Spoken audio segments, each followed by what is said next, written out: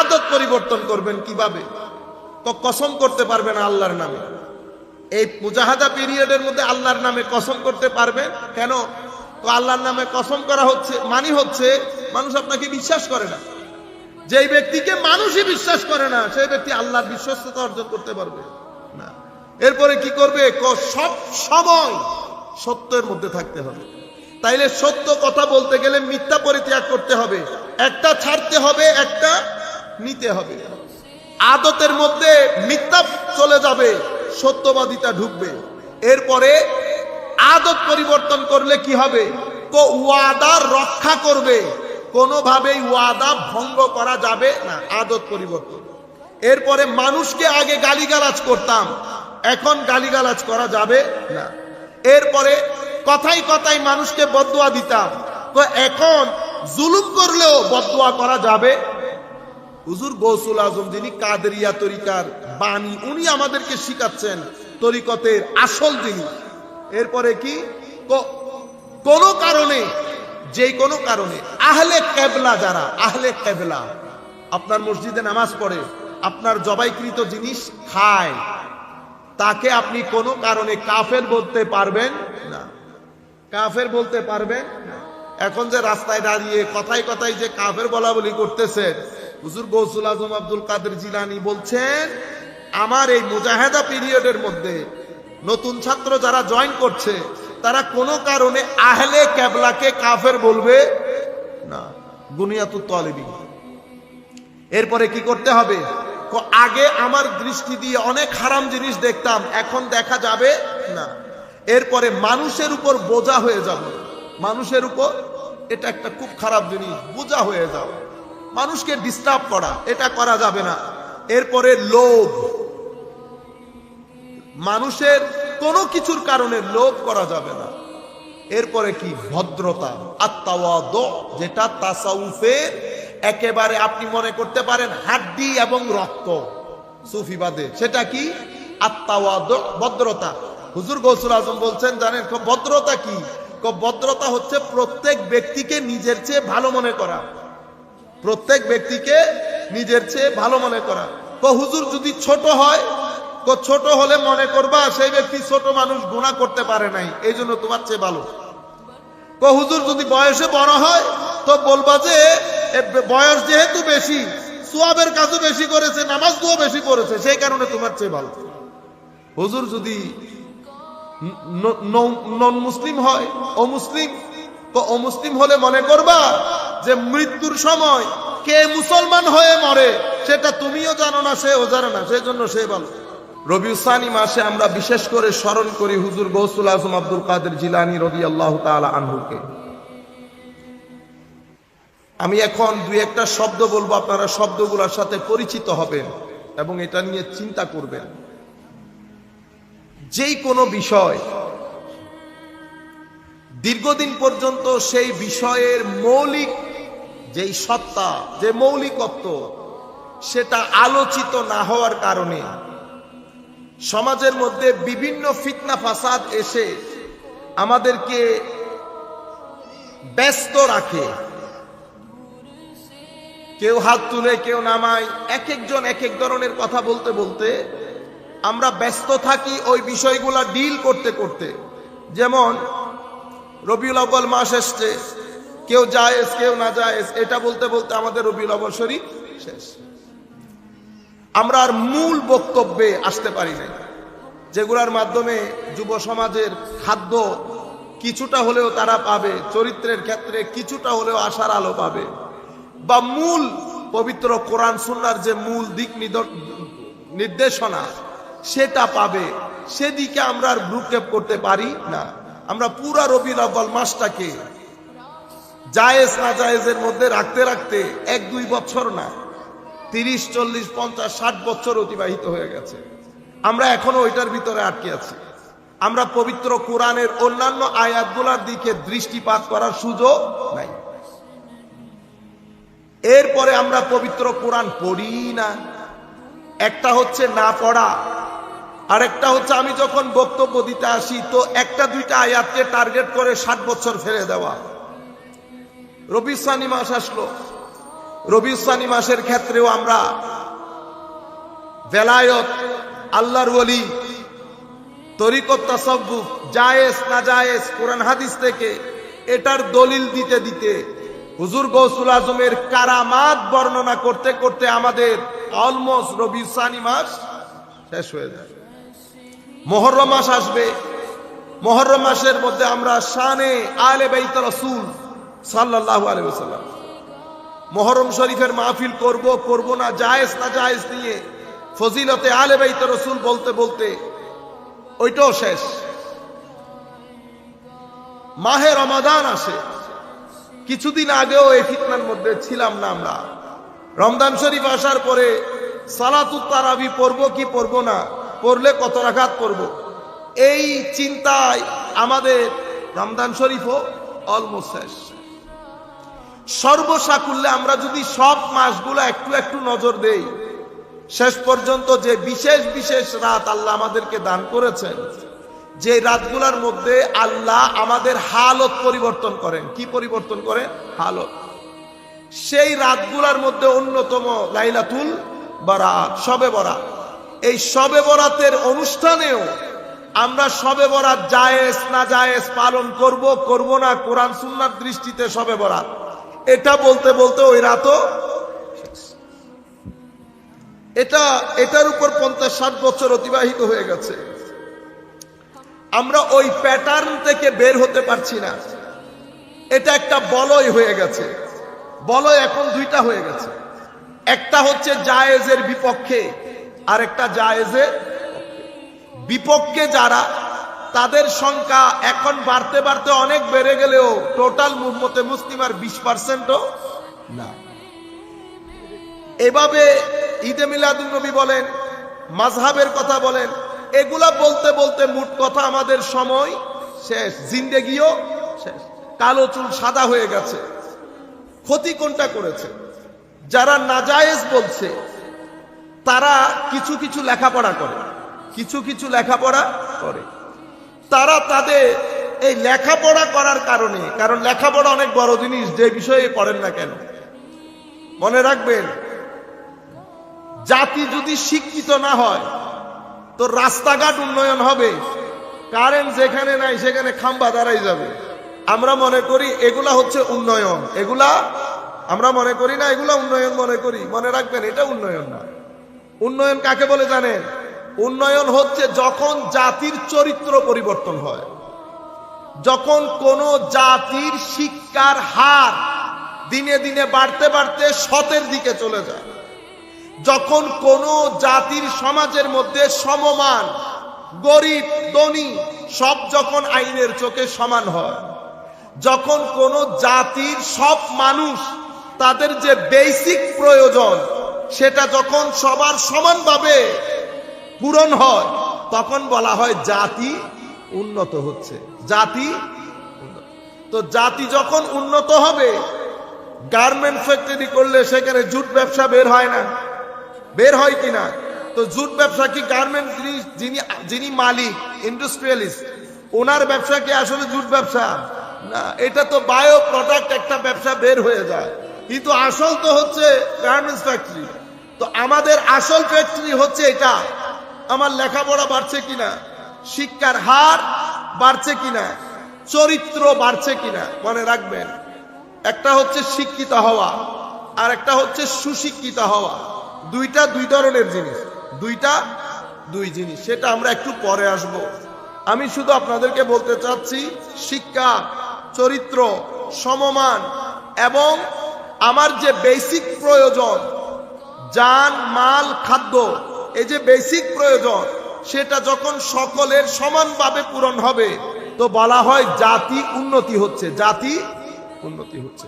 কিন্তু আমরা এখন আমাদের মধ্যে ওই যে সব জায়গায় রসম রেওয়াজ ঢুকে, রসম রেওয়াজ, এখন আমাদের কাছে আনুষ্ঠানিকতা হচ্ছে রাস্তা পাকা হয়ে যাওয়া, কারেন্টের খাম্বা দাঁড়িয়ে যাওয়া। বুঝতে পেরেছেন? এই যে আমাদের ভিতরে এটা এসেছে, এটা এক দুই দিনে আসে নাই। আমাদের যাকেই জিজ্ঞেস করবেন সে বলছে কেন রাস্তা হয়ে যায় নাই। এটা কেন হয়েছে? কারণ 20-30 বছর ধরে আমরা এটাই শুনে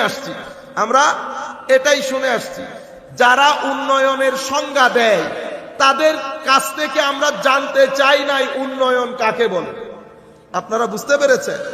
আমরা এখানেও ধর্মের ক্ষেত্রেও আমরা এই শুনতে শুনতে শুনতে জায়েজ না জায়েজ, মাযহাব পালন করব করব না, এটা শুনতে শুনতে আমাদের মাথা ঝালাপালা হয়ে গেছে।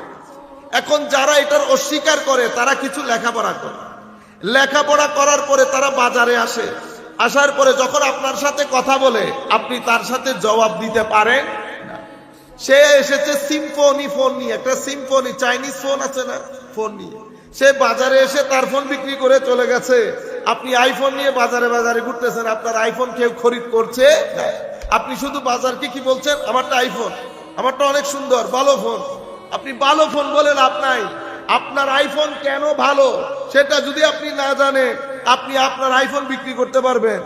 পারি নাই তো। আইফোন বিক্রি করে আমি ঘরে ঢুকার কথা, কিন্তু সিম্ফনি বিক্রি করে ঘরে ঢুকে গেছে। আমি আইফোন নিয়ে এখনো বাজারে বাজারে ঘুরছি। কেন? কারণ যিনি সিম্ফনি বিক্রি করতেছেন উনি বিক্রয় করার আর শিখে গেছে কিভাবে বিক্রি করতে হয়, এবং উনি সিম্ফনিকে মোটামুটি গবেষণা করে বুঝে গেছে কোন পার্টে কি আছে, ফিচার কি, লাভ কি, ক্ষতি কি। সে বাজারে এসে তুতা মানাতো, প্যারট রিডিং, তোতার মতো করে বুঝাই বাজায় বালবুল চলে গেছে। আপনি এসেছেন আইফোন, আপনাকে জিজ্ঞেস করতেছে, আপনি বলতেছেন আইফোন। এখন কাস্টমার জিজ্ঞেস করতেছে আইফোন কি, আপনি বলতেছেন আইফোন অনেক বড় ফোন। তো উনি জিজ্ঞেস করতেছেন ভাই বড় ফোন ছোট ফোন, আইফোন কি জিনিস বলতে পারতেছেন না। এটা কেন সিম্ফনি থেকে ভালো বলতে পারতেছেন না। এটার ভিতরে কি কি আছে বলতে পারতেছেন না। ক্যামেরার রেঞ্জ কতটুকু বলতে পারতেছেন না। বুঝতে পেরেছেন? এই জন্য জানা আর না জানা দুইটার মধ্যে আসমান জমিনের তফাৎ। যদি আপনি জানেন যে কোনো বাজারে আপনি আপনার প্রোডাক্ট খাওয়াই দিতে পারবেন, আর যদি না জানেন তাহলে আপনি আপনার ভালো জিনিসটাকেও সমাজে দিতে পারবেন না। তাহলে আপনারা এখানে কি দেখলেন? কেউ অস্বীকারী যারা আমাদেরকে এগুলোর মধ্যে ব্যস্ত রাখে, তাদের মধ্যে গ্রুপ তিনটা। কয়টা? তিনটা। এক দলের দায়িত্ব হচ্ছে শুধুমাত্র বাজারের মধ্যে কথাগুলা বলে আপনাকে ডিস্টার্ব করা। আরেক দল কি করছে? সারাদিন লাইব্রেরি ঘরের মধ্যে বসে কিতাবাদির মধ্যে বসে আছে, সে ধারাবাহিকভাবে লিখে যাচ্ছে। আরেক দল সে এই যে লিখলে তো হবে না, সমাজের মধ্যে রন্ধ্রে রন্ধ্রে ঢুকিয়ে দেওয়ার জন্য প্রতিষ্ঠান করছে। কি করছে? প্রতিষ্ঠান। এখন প্রতিষ্ঠানের মধ্যে তারা জানে পটিয়ার মধ্যে যদি আমার প্রতিষ্ঠান সেরা হয়, আপনি যেই হন, যত বড়ই সুন্নি হন, আপনি কিন্তু আপনার ছেলে মেয়েকে কোথায় দিবেন? আমার প্রতিষ্ঠানে আপনি দিতে বাধ্য। বুঝতে পেরেছেন? একদল কি করেছে? শুধু গুলাইছে, আপনারে গুলানোর কারণে আপনি এই এলাকার মধ্যে 100 বছরও যদি মাহফিল করেন, আপনি আপনার ওই মূল বিষয় থেকে কিন্তু বের হতে পারেন না। কি হুজুর, মিলাদুন্নবী একটু জায়েজ না জায়েজ বলে দিয়েন, হুজুর এই আহলে হাদিস ভাইদের এই কথাগুলার একটু জবাব দিয়েন। আপনি বের হতে পারেন না। আমি সমাজকে এডুকেট করতে পারি না। আর তাদের মধ্যে গুলানির গুলা ঘুলাচ্ছে, বাকিগুলা বসে লিখছে, বাকিগুলা বসে প্রতিষ্ঠান করছে। এভাবে সিম্ফনি ফোন বাজারের মধ্যে ছড়িয়ে গেছে। প্রত্যেক ঘরে ঘরে সিম্ফনি ফোনের লেখা আছে, আইফোনের কোনো লেখা নাই। এরা হচ্ছে মুনকিরিন। আর আমরা যারা এই লাইনের মধ্যে আছি, পারিবারিক সূত্রে হোক, একজন আল্লাহর ওলির সাথে নিসবতের সূত্রে হোক, আমরা যে কোনো কারণে হোক, আমরা আহলে সুন্নাত ওয়াল জামাতের মধ্যে আসি। আমাদের আলমিয়া, আমাদের দুর্ভাগ্য হচ্ছে আমরা কখনো বইটা উল্টিয়ে দেখি নাই, বইটার রং কি রকম। বুঝতে পেরেছেন?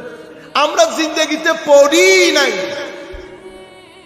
হুজুর গৌসুল আজম কিছু কিতাব লিখে গেছেন, কেন? আপনাদেরকে বোঝানোর জন্য কাদেরিয়া তরিকা কি জিনিস, এটাতে কেন আসতে হয়, এই কলেজে কেন ভর্তি হতে হয়, এই কাদেরিয়া কলেজের মূল পরিচিতিগুলা কি কি কি কি ক্যারেক্টারিস্টিক এবং ক্রাইটেরিয়ান আছে এই কাদেরিয়া স্কুলে, কাদেরিয়া স্কুলের উসুলগুলা কি কি, মুরিদ কাকে বলে, মুর্শিদ কাকে বলে, হুজুর গৌসুল আজমের শিক্ষা কি, হুজুর গৌসুল আজমের ওসিয়ত নসিহত কি শিকার সুযোগ হয়। এই আসল জিনিস না পড়তে না পড়তে না শিখতে না শিখতে আপনি এখানে ওই যে 50 বছর ধরে একই জিনিস করতে করতে বাই দিস টাইম আমাদের এখানে কিছু অনুষ্ঠান ঢুকে গেছে। যেমন আমরা উর্স করি, কি করি? উর্স। আমরা উর্স করা এটা সোয়াবের কাজ। অনেক মানুষ খাদ্য আহরণ করে, কোনো সন্দেহ আছে নাই? আমরা অনেক মানুষ দূর দূরান্ত থেকে এসে বসি, আমরা একজন আরেকজনের সুহবতে বসি, গেট টুগেদার হয়, এগুলা সোয়াবের কাজ। কিন্তু তাসাউফ এবং তরিকতের মধ্যে উরুসের অবস্থান কোথায়? তাসাউফ তরিকতের মধ্যে যদি কিছু থাক বা নাই, উপরের তাক, মাঝখানের তাক, 3 নম্বর তাক, 4 নম্বর তাক, 4 নম্বরটা মুস্তাহাব মুবার থাক। তাসাউফ ও তরিকতের ক্ষেত্রে উরুসকে কোন তাকে রাখবেন? উপরের তাকে রাখতে পারবেন, মাঝখানের তাকে, 3 নম্বর তাকে, 4র্থ নাম্বার থাকে।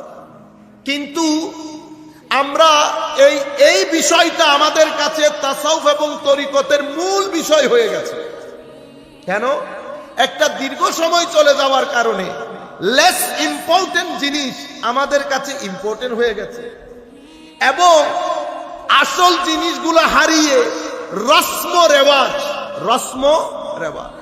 আনুষ্ঠানিকতা, এগুলো আমাদের বিষয়, আমাদের এখানে মূল বিষয় হয়ে গেছে। এখন নতুন প্রজন্ম যাদের বয়স 15-20 বছর, তাদেরকে যদি জিজ্ঞেস করেন তাসাউফ ও তরিকত কি, তারা মনে করবে তাসাউফ ও তরিকত মানে উর্স পালন করা। আপনি বুঝতে পেরেছেন? আবার বলছি, উর্স এটা নাজায়েজ না, এটা সোয়াবের কাজ। অসংখ্য মানুষ খাদ্য গ্রহণ করছে, নট জোক। কিন্তু তাসাউফ ও তরিকতের মধ্যে এটার অবস্থান কোথায় সেটা আপনি দেখবেন না। বিয়ের মধ্যে এখন যাদের বয়স 15 বছর, তারে যদি জিজ্ঞেস করেন বিয়ের আসল কি জিনিস, সে বলতে পারবে না। কেন? রসম রেওয়াজের মধ্যে আসল জিনিস হারিয়ে গেছে। সেই দেখেছে বিয়ে নামক সংস্কৃতিতে প্রথমে আমরা 2-3 মাইক্রো মিলে মেয়েটাকে দেখতে যাই। এখন আপনি যদি বলেন হঠাৎ করে এই প্রজন্মের ছেলেকে এভাবে দেখতে যাওয়া না জায়েজ, সে আপনাকে কি জবাব দেবে জানেন? আপনি আমার বাবার চেয়ে বেশি দিনদার হয়ে গেছেন। হ্যাঁ, সেই সময়ের লোকজন, ওনারা দিন বুঝেন নাই, আপনি বেশি বুঝতেছেন। ওনারা জান নাই, কারণ এগুলা সে দেখতে দেখতে দেখতে তার মানসপট এবং স্ক্রিনের মধ্যে এটা সুপার গ্লু দিয়ে বসে গেছে। এরপরে সেই দেখেছে এখানে একটা এঙ্গেজমেন্ট হয়, সেই এঙ্গেজমেন্ট অনুষ্ঠানের মধ্যে, এখন তো এঙ্গেজমেন্ট অনুষ্ঠানের মধ্যে ছেলে এবং মেয়ে এক স্টেজের মধ্যে আসে এবং বড় অনুষ্ঠান হয়। দেখছেন, এখনো কিন্তু আমরা মূল পর্বে ঢুকি। এর পরবর্তীতে সে দেখেছে এখানে কিছু জিনিস আদান প্রদান হয়। এরপরে আগদের ডে, আপনি 20 বছর পরে কোন ছেলেকে যদি বুঝান যে বিয়ের দিন আগ হবে, সে বলবে এটা জায়েজ নাই। কেন? আগ তো আগে হয়ে যেতে হবে। সে কি কোরআন হাদিস জানে? সে আগামাতা কোনো কিছু, সে যেটা দেখেছে তার চোখ, সেটা তার ভিতরে বসে গেছে। সে দেখেছে আগ আগে হয়ে যাবে, 100-200 মানুষের খাওন হবে, অতঃপর বিয়ের দিন মেয়ের পরিবার খাওয়াবে। এখন আমি তাকে যদি ডেকে বলি ভাইজান মেয়ের পরিবার না, আপনি ওলিমা খাওয়াবেন, সে বলবে ওলিমা জিনিসটা কি? ওলিমা জিনিসটা কি? কারণ খাওয়াবে তো মেয়ে। আমরা এত বেগাইরত, মাইন্ড করবেন না, কারণ এর চেয়ে ভদ্র শব্দ আমার কাছে আর নাই।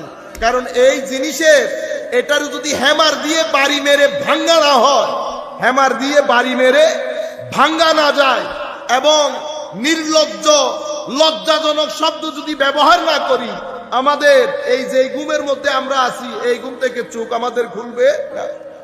মেয়ের পরিবার আমাদেরকে মেহমানদারি করবে, মেহমানদারি মেয়ের পরিবার করবে না, ছেলের পরিবার করবে, ছেলের পরিবার। কিন্তু এটা টুইস্ট হয়ে গেছে, কারণ এখানে হিন্দুয়ানা কালচার আছে, সেই কালচার আমার ভিতর ইনফ্লুয়েন্স করেছে, আমরা সেটা পিক আপ করেছি, করে এখন মেয়ের পরিবারকে আমরা বার্গেনিং করি। কি করি? দর কষাকষি করি। 700 না 700 হবে না, আমার 1000 আসবে। কোন গাইরতমন্দ মানুষ, কোন, আপনারা বলেন না সবাই, কোন গাইরত ব্যক্তিত্ব যার ভিতরে আছে, বিন্দু পরিমাণ লাজ লজ্জা শরম যার ভিতরে আছে, সেই কখনো মেয়ের বাবার মুখে বলতে পারবে না যে আমার বরযাত্রী 1000।